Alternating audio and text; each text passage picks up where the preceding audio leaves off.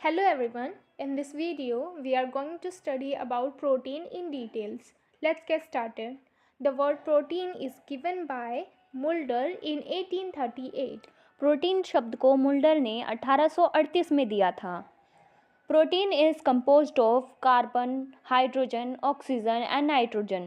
Some protein have also sulfur, phosphorus and iron. Protein carbon, hydrogen और oxygen और nitrogen से बना होता है. कुछ प्रोटीन में सल्फर, फॉस्फोरस और आयरन भी होता है. Protein help in growth, development and repairing of the body.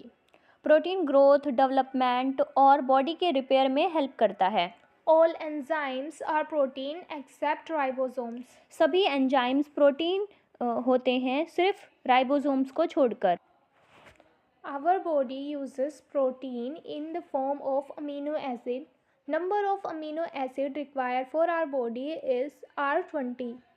हमारा शरीर प्रोटीन को अमीनो एसिड के रूप में इस्तेमाल करता है. हमारी बॉडी को 20 अमीनो एसिड यानी कि 20 अमीनो एसिड की ज़रूरत होती है. Amino acid made by our body is 10. Body के द्वारा बनाए गए अमीनो एसिड्स हमारी बॉडी 10 अमीनो एसिड्स खुद बनाती है. Percentage of protein is balanced diet is 15%. Balance diet में प्रोटीन का परसेंटेज 15% होना चाहिए. The daily requirement of protein by an adult person is 70 to 100 gram. एक अडल्ट व्यक्ति को रोज़ाना 70 से लेकर 100 तक 100 ग्राम प्रोटीन की ज़रूरत होती है. Protein is utilized by our body in the form of energy where there is deficiency of carbohydrate and fat occurs in our body. जब कार्बोहाइड्रेट और फैट की कमी होती है तब प्रोटीन एनर्जी के रूप में इस्तेमाल होता है. 1 gram of protein provide approx 5.65 kilocalories of energy. 1 gram protein लगभग 5.65 किलोग्राम कैलोरी एनर्जी देता है. The excess thickness of hair is due to the deficiency of protein. अगर प्रोटीन की कमी होती है तो इससे बालों यानी कि हेयर की पतला होना भी हो सकता है. Sources of proteins are groundnut, soybean, pulses, meat, fish, egg, milk, etc. Protein के अच्छे सोर्सेस हैं जैसे कि ग्राउंडनट यानी कि मूंगफली, soybean, pulses, meat, fish, egg और milk. Types of amino acid protein. There are two types of amino acid. One is essential amino acid. They are not synthesized by our body. We get them from food. For example, lysine, valine, tryptophan etcetera.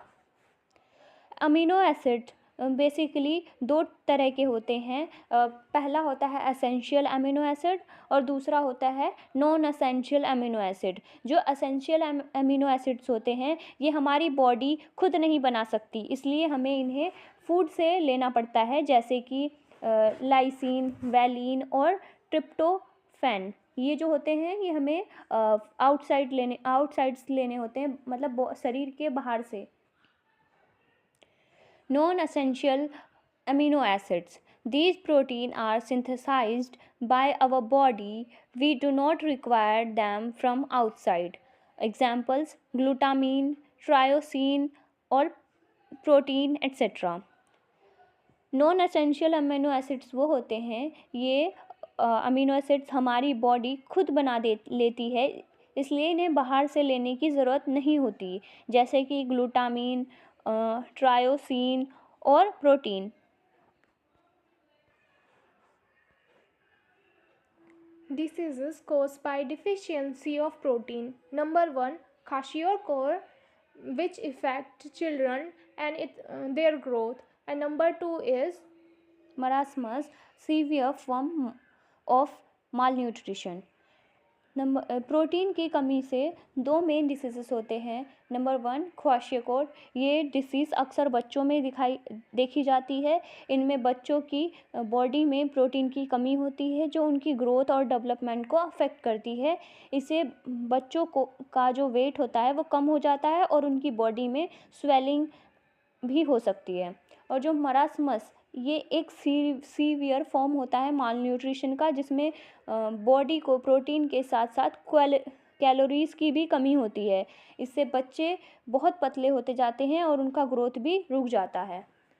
Test of protein. Number 1. Change the given substance in the powder form.